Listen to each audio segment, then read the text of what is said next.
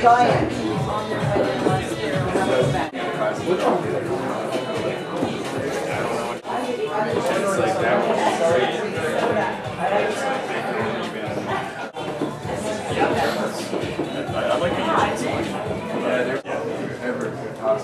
The table stores and it's gorgeous.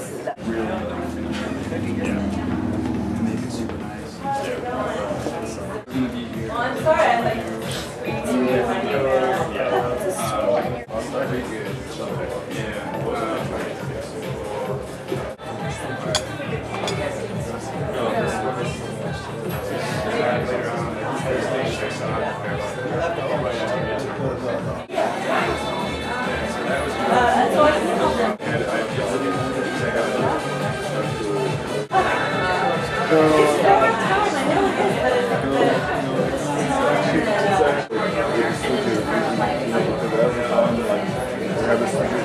They don't match together.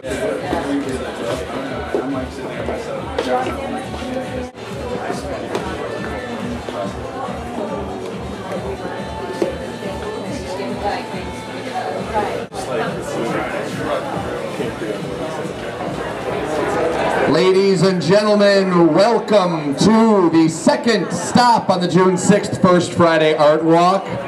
My name is Jeff Geiger. I am your host this evening, also the artistic director of No Shame Eugene. And tonight, we don't simply have an ordinary stop on the Art Walk.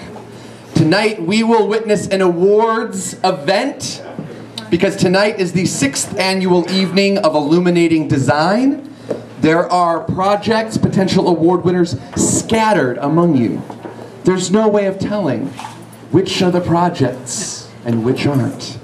But to tell you more about why we're here and what this event is about, I would like to introduce the Dean of the School of Architecture and the Allied Arts, Francis Bronett. Hey. Welcome, everybody. And so I have to do my first plug, which is, if you don't know what the School of Architecture and Allied Arts is, it is architecture, landscape architecture, interior architecture, historic preservation, arts administration, all the fine arts, product design. Anything else? Planning, public policy, and management. Do I hear anything else? We've got sustainable cities in there, and we have a lot of cross-disciplinary programs that take us into domains in the museum, cinema studies, Cinema Pacific, so a lot of arenas. But tonight, we're actually celebrating 3 of the domains. One is product design. One is architecture, in which they do lighting, and that's a course called Environmental Control Systems, a kind of staid name for something really fun. They actually have to understand something about lighting and then make something gorgeous. And the third is actually out of interior architecture, where you're going to see some furniture. And I think it will be, except for the fact that they don't have price tags on them, you probably wouldn't identify what actually belongs in the store and what should be in the store in about a month after we produce them all. So let me introduce some of our really key faculty members. And the reason why I'm introducing them, you'll understand in about 30 seconds. Ihab Elziadi and Esther Hagenlocker. So that's why, because, you know, Jeff Geiger. So Ihab runs is an architecture professor and runs the environmental control systems course, as well as design, a whole host of things.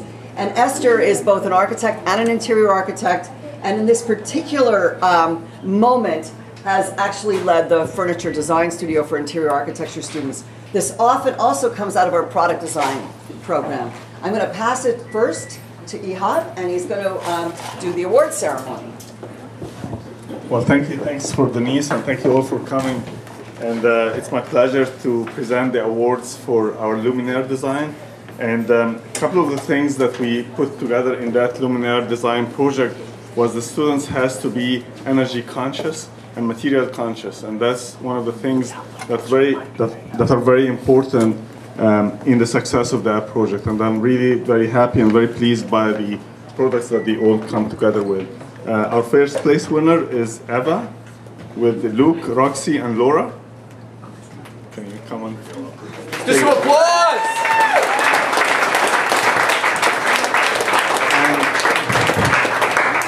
And you're gonna see the luminaire is hiding on next to the table there, and we have tied up for first place this year with Irison, right behind me here, and with Petro, Tom, and Sarah.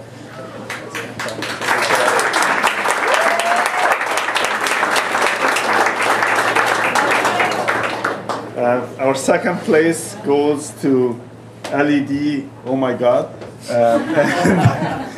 That's with Lisa, Alex, and Ran. They're sitting on the table there.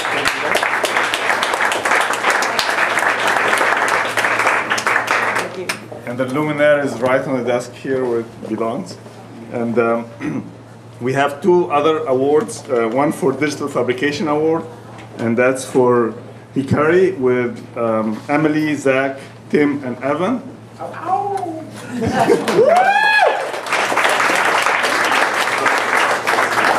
And then finally we have a gallery award for Silver Lotus with Dylan, Garrett, and Lisa.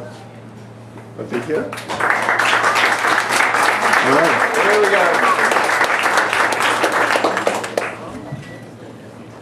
Okay. So this is the award, and there's money that goes into the student account, so they don't spend it. But that's all. Thank you very much, and I'll pass it to Esther. Okay. Good evening, everybody. It's pretty exciting to be here, and I didn't expect such a big crowd, so just coming from the reviews. I'd like to say thank you for Denise for hosting us. That's really great.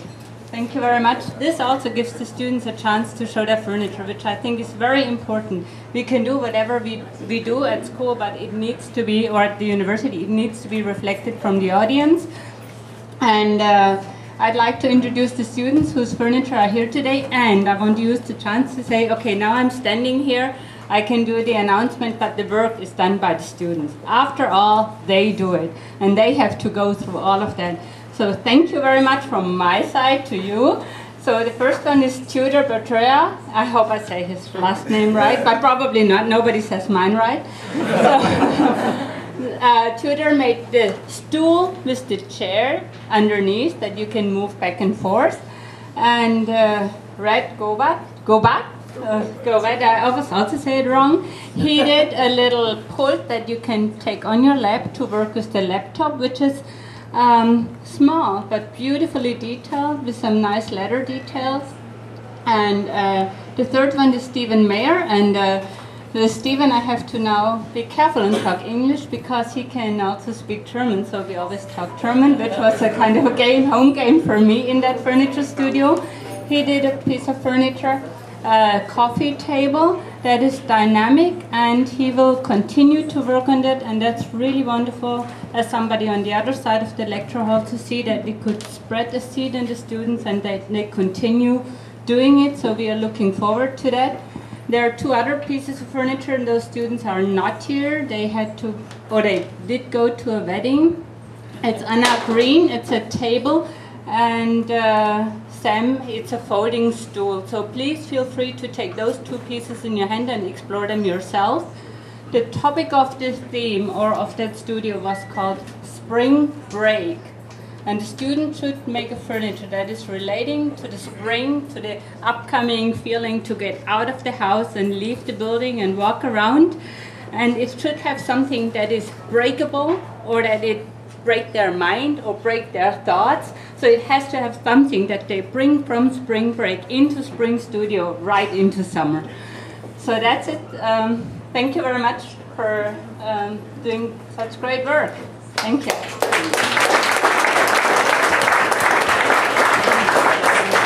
I just want to say one last thing, because this room is so packed, and it's probably the largest number of people I've seen on an art walk here, and we hope that next year there are twice as many, and then we'll sort of squash that furniture in. But I do want to say that what Denise is doing at Modern for the school is extraordinary, because it means we build a relationship between, we're not actually on a hill, but the hill and the town. And it's really been a relationship that we've used for our metalsmithing, which jewelry, furniture, products. It's really been amazing, and I really want to thank you. You've been a great friend and an incredible colleague to all of us. And I just want to say we are growing the next generation of EHOBs and leaders, and he loves to come here because of this energy. I think that, right? Yeah. Yeah. Basically, I really always like the lights. That's like my favorite part, basically. There you go. Anyhow, thank you all. It's been amazing. I would just once more like to thank and attempt to get this correct, Ms. Bronette, Mr. Elziadi, and Ms. Hagenlocker. And we have about 10 minutes left. Before we do, I'm going to read the sponsor message. However, given that I work in a highly participatory theater, at the next stop, I would like someone else to read the sponsor message. With some sort of extra bravado, you can sing it, you can dance, whatever you like. So listen closely and prepare for the next stop. This art walk was sponsored by Palo Alto Software Incorporated. Palo Alto Software Incorporated develops tools and provides content resources for small businesses and entrepreneurs. They are also the maker of the #1 selling business planning software in the world. Not bad, huh? So thanks to the sponsor, thank you all, and take the next 8 minutes or so and enjoy the exhibits.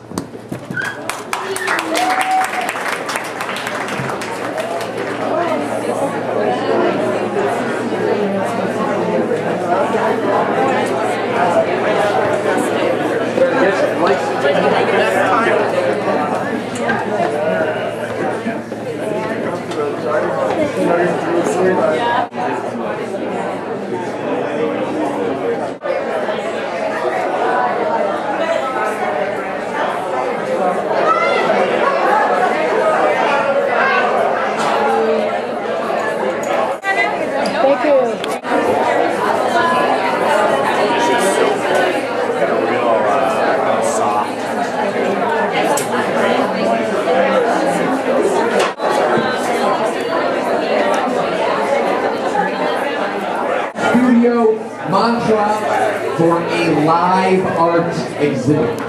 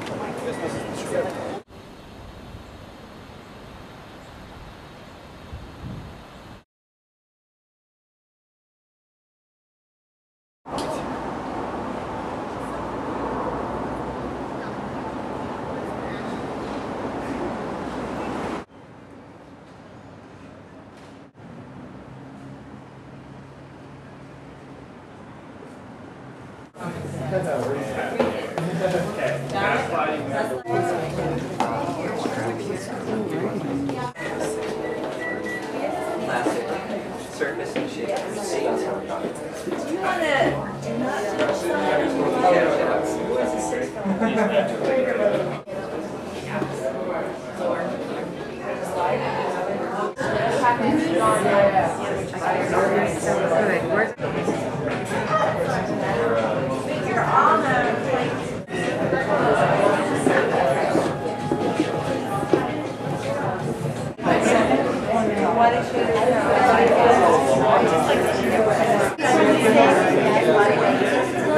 Thanks for being here, you guys and gals. The art is absolutely beautiful, and we get to find out a lot about this art here coming up in just a few. So Modern Gallery, I want to thank Denise. She is the owner, proprietor of this lovely establishment, and her Can't Live Without assistant, Carmi. They are pouring the wine back here, and it seems to keep flowing and probably will keep flowing all evening. So this is a really special time for me because Lord Lieberg is sponsoring this art walk, and I love theater. So tonight, at Modern Gallery, I get to introduce a very lovely lady, and I get to find out more about her as well because I just actually met her. Her name is Frances Bronette. Many of you might think that, oh, Storm, you're pronouncing that wrong, as I often do many words, but it's not Bronette, it's Bronette. And she will explain that in just a minute. But she is the Dean of the AAA Art College at the University of Oregon. Did I say that right? Well, I'll fix it. Okay, she'll fix that. That's what she's for. And she's going to tell you a little bit about the art and then some artists, and we'll find out more. So without any further ado, Frances Bronette. It's really hard to resist because I'm from Montreal, so it just seems that it would be appropriate that it would be Bronette. But welcome everybody. I'm the Dean of the School of Architecture and Allied Arts, and for those of you who don't know, and I've said this 1,000 times, so bear with me, there's architecture, landscape architecture, interior architecture, historic preservation, planning, public policy and management, product design, arts administration, all the fine arts, and art history. And so it's extraordinary, and we have relationships with many other units on the campus. We have cinema studies and digital arts and ecological design. But tonight, I'm very proud to present to you some of the work that is embedded in this extraordinary store. And you have to figure out what belongs to the students and what was designed by our students and what actually is stuff that's for sale. Now, again, you might want to buy some of the stuff that the students made, and they will negotiate with you. But they have learned a little bit, by the way, after doing this for a couple of years. And I do want to thank Denise, who's been extraordinary in thinking of the work that the students are doing in art and applied art as something that could be presented in this magnificent venue. And I don't know how many people realize this, but I have friends who come from Italy who think this looks like Spazio Sette in Rome. And I think that's really one of the unique gems of this place in Eugene. So let me introduce one of the faculty members who ran the lighting design studio. These luminaires actually work as well as are beautiful, and so your goal is to figure out which ones are by the students and which ones are actually for sale. So Ehab Elziadi, who is right here, is the faculty member in architecture who teaches this extraordinary class. And we have product design, which is taught by John Arndt and Wan He, and I don't know if they're here yet, but they will be. And then I'm going to bring up the two. And then Peter here is another product design student. He's going to just briefly talk about some of the stools over here. Sure. Hi guys. The other two studios were focused on making these stools. Some you can see down here. This was a class working with metal. And they were based kind of from inspired structures elsewhere. And then the other class, most of which is up here, is working with wood, based a little bit more on a biomimicry side of stuff, but everything should hold up to 200 pounds, so feel free to sit on everything. Except for mine. Okay, now, so I was thinking we'd take the microphone down to each piece and have somebody talk a little bit about the different pieces. Is that sure? Does that sound good? Okay, so here we go. I need a student to tell me about this one. Is anybody here that can describe this? Excellent. And your name? My name is Mary. Yes, so this is called Mouse Nest. And we made this out of recycled apple mice. They're, you know, they're the ones that have like just the one button and no scroll wheel, so nobody uses them anymore. So we recycled them, took off the clear plastic covers, and put trace paper on the inside so that it filters the light. And we used a fluorescent, compact fluorescent bulb, which uses a low amount of energy. And the space we were designed for is a conference room at the U of L, and it already has really nice daylight. So we wanted to just create a light that have nice ambient light and would create some nice lighting effects in the room. Excellent. Okay, so Mary will be up here to explain Mouse Nest, is that right? Yes. When you make your way up here. Okay, now I'm going down here to the next light, I believe. And we wanted to visualize the music waves in a physical form.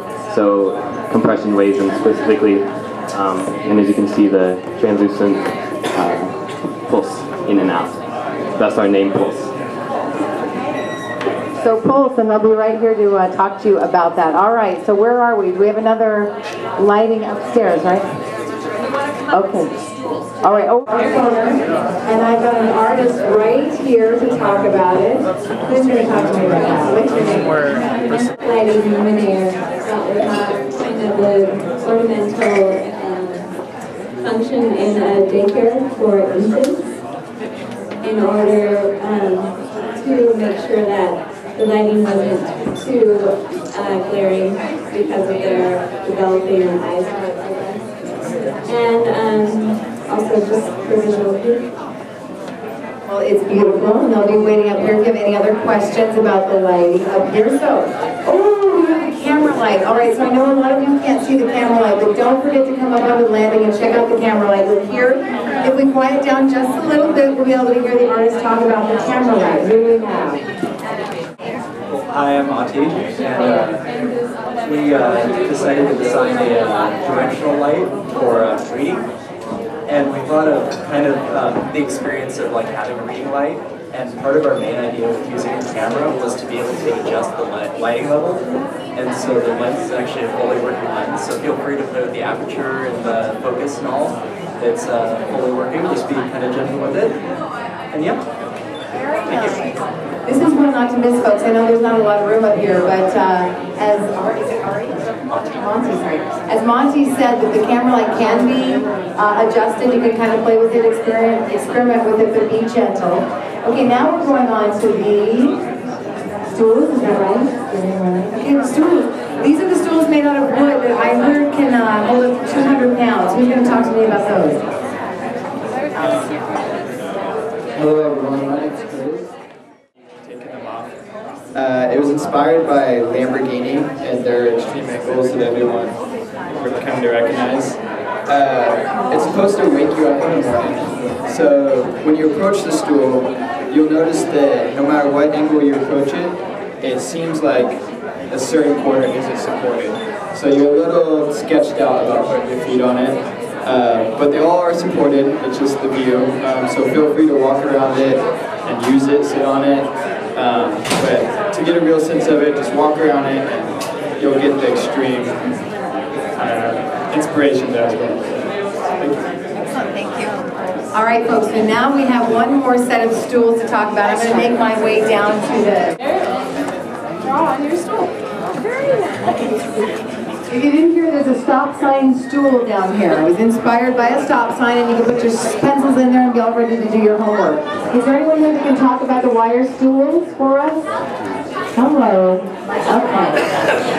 Alright, we used a bent rod, and we use a tack welding technique. Most of these structures, well, all these structures, but one is able to hold up to 200 pounds. Mine actually didn't make the 200-pound cut. It's a little tall, but then we took it and got powder coating, and overall it's a little bit stronger with powder coating. Yeah. Great. Okay. To say thanks and remind you what, where they are and how they were all made. So thank you everybody. I know you're on your way, and I want to thank the students of the School of Architecture.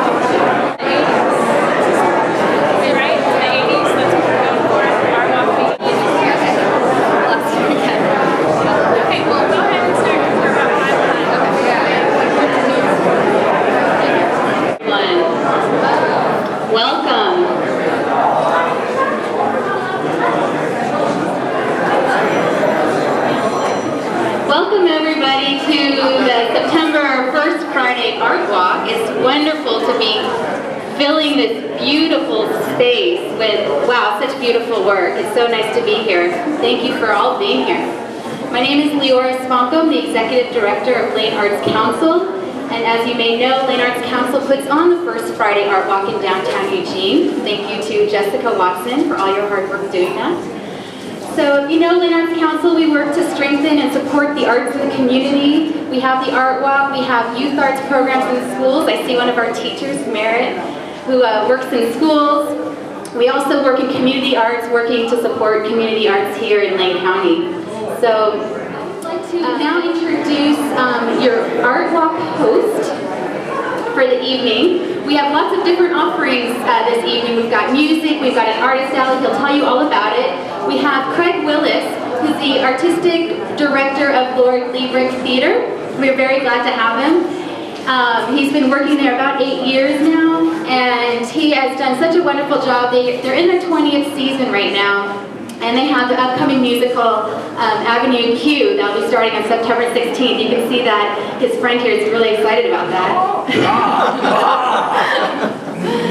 So Craig, I've been working with Craig over the 6 months that I've been at Lane Arts Council, and it's been wonderful working with him. He really is a supporter of the arts in the community in general, and just involved in other community aspects. He's on the board of HIV Alliance, so we're really glad that he's here. He's going to walk you through the steps of the Art Walk and host us throughout the night, so I really hope you enjoy the experience, and thank you, Craig and guests, for being with us. Thank you, Lyra. Thank you. So immediately to my left is Trekkie Monster.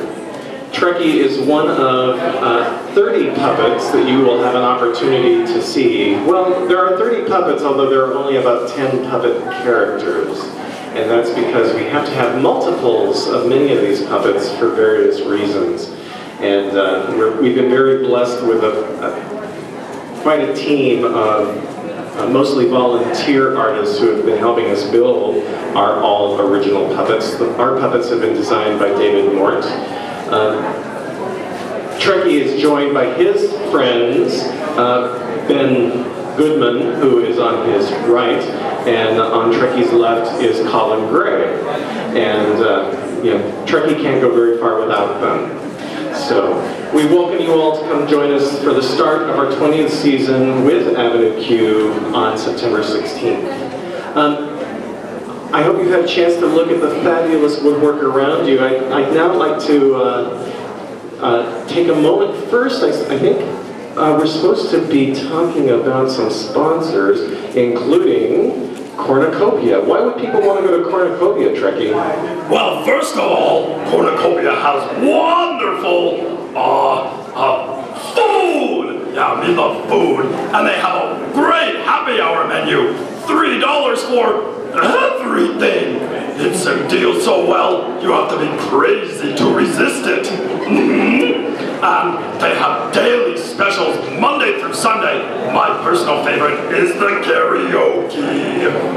Guilty as charged. Yes, actually, if you want to see some of Eugene's finest theater singers on Wednesdays, check out Cornucopia downtown.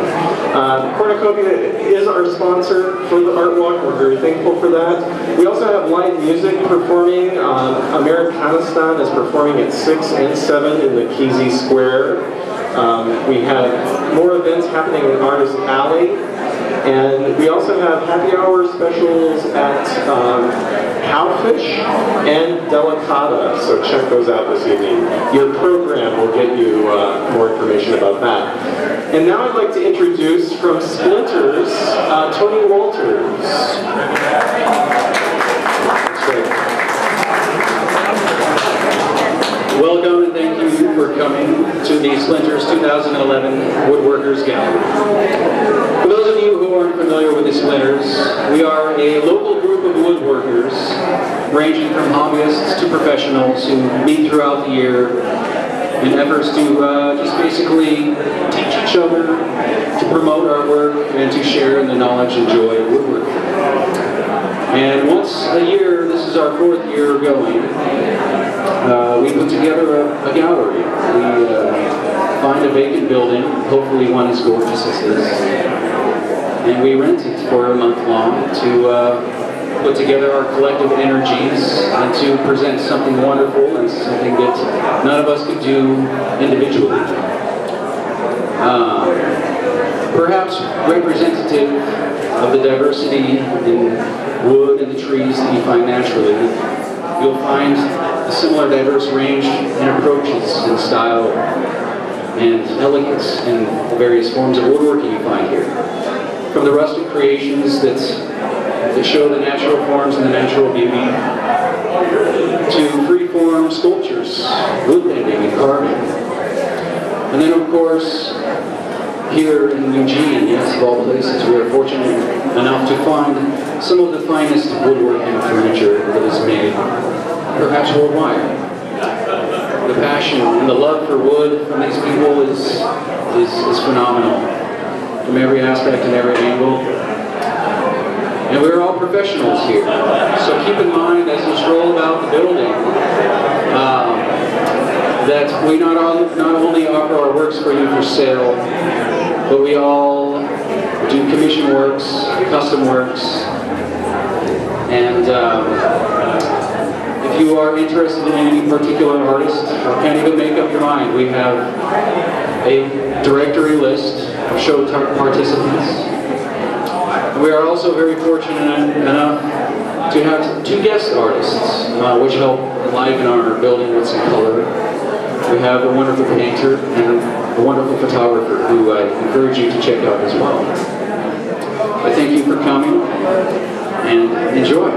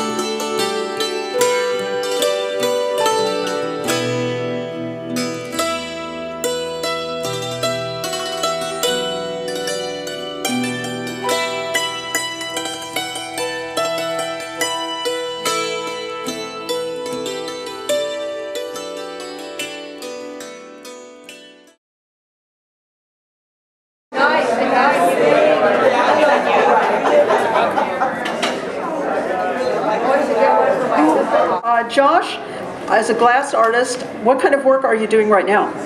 I focus a lot on sculpture and marbles, which is like a contemporary art marble, you know, using round object and then adding a lot of different features and techniques to it. And I just recently started doing a lot of copper plating or electroplating on the glass, and that's something that a lot of the work here today features. Okay.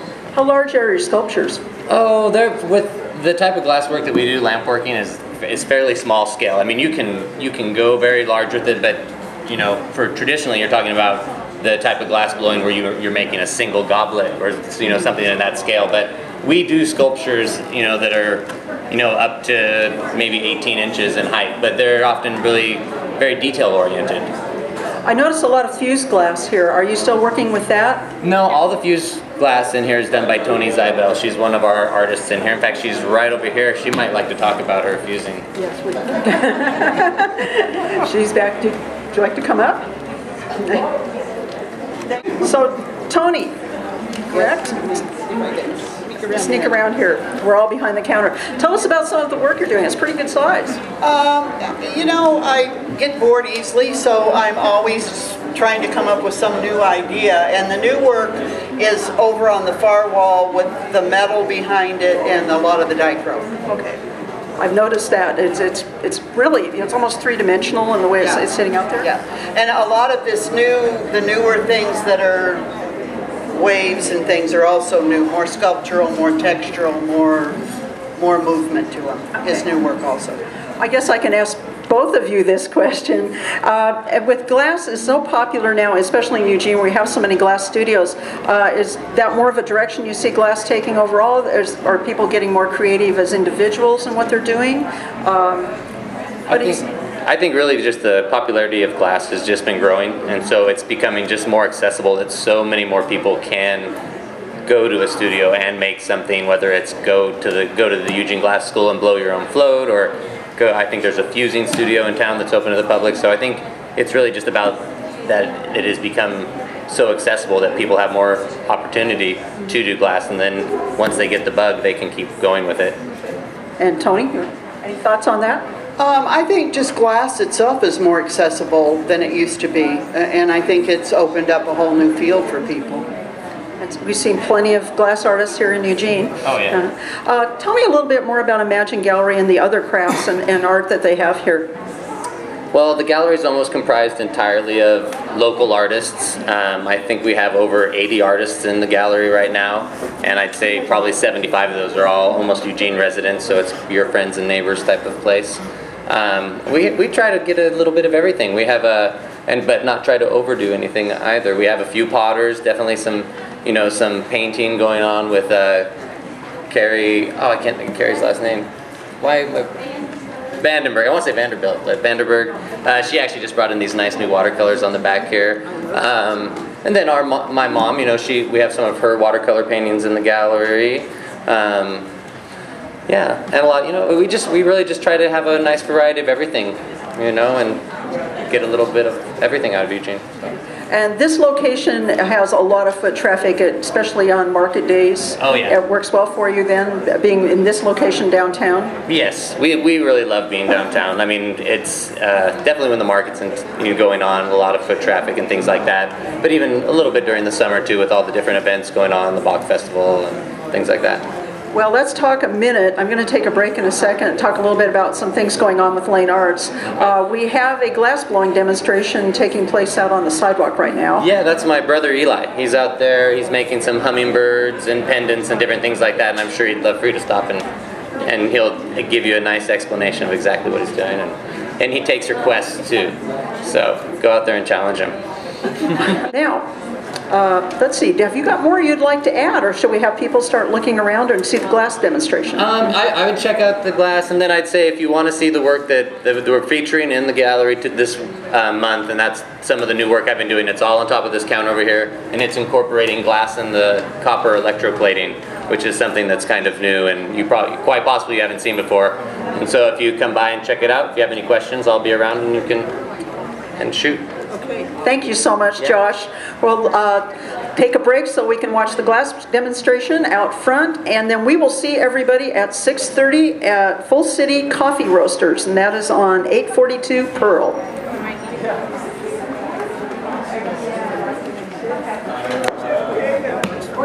Point it towards and it goes like this. It goes. Yeah. See my eyes?